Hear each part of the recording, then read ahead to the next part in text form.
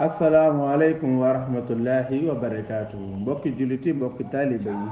si ndigalu sëriñ Mouhamadul Muntaxal Bachir xalif général kullu murid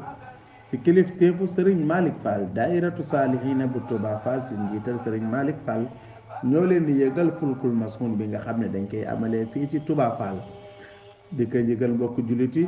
mbokki taaliba yëpp rawat na ñi nga xam ne ñoom la ñu bokk gox bii di Saalum daairatu saalihina bu Touba Fall nee na mu ngi ciy woo mbokk jullit yëpp